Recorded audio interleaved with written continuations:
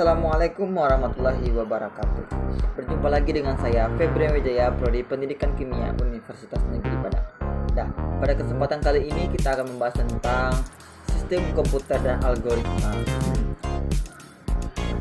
Materi pertama yang kita bahas adalah mengenai tentang sistem komputer. Nah, elemen dari sistem komputer ini ada 3 teman-teman. Yang pertama ada hardware, ada software, ada brainware. Nah, dari ketiga elemen tersebut memiliki fungsinya masing-masing. Yang pertama hardware. Hardware itu adalah sebagai alat input. Dikatakan sebagai alat input karena perangkat-perangkat ini digunakan untuk menginput atau memasukkan data ke komputer. Yaitu adapun contohnya yaitu mouse, mic, keyboard. Dan yang kedua adalah sebagai alat proses. Dikatakan sebagai alat proses karena perangkat kategori ini digunakan untuk memproses data yang diinput lewat perangkat inputnya tadi. Setelah diproses, hardware berfungsi sebagai alat output. Ada contohnya printer, monitor, dan speaker.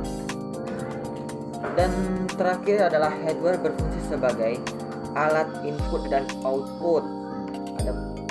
Dan contohnya ada hard disk, flash disk, CD atau DVD, dan disket. Disket ini sudah lama sekali ya.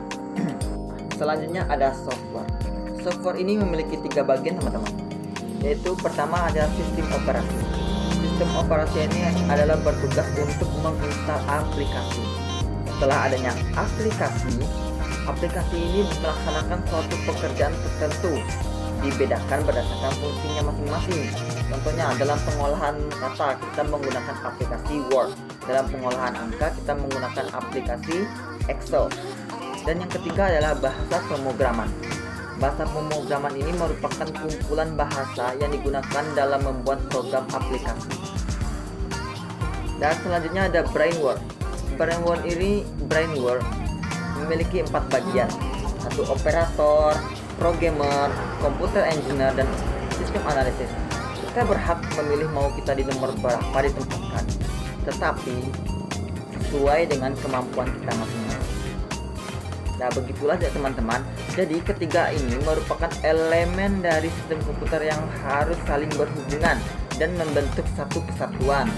Jika salah satu dari elemen ini tidak ada, maka tidak akan berfungsi sebagaimana mestinya, hanya berupa benda mati saja. Dan sekarang kita lanjut materi kita tentang mengenai algoritma. Ketika membaca atau mendengar kata dari algoritma, sebagian besar dari kita akan beranggapan bahwa kata tersebut berhubungan dengan bahasa pemrograman, ilmu komputer, atau matematika. Nah, itu benar sekali. Secara umum, algoritma itu adalah urutan langkah logis penyelesaian masalah yang disusun secara sistematis. Adapun pendapat lain menurut para ahli mengatakan, definisi algoritma adalah proses atau serangkaian aturan yang harus diikuti dalam hitung atau operasi pemecahan masalah lainnya, terutama oleh komputer.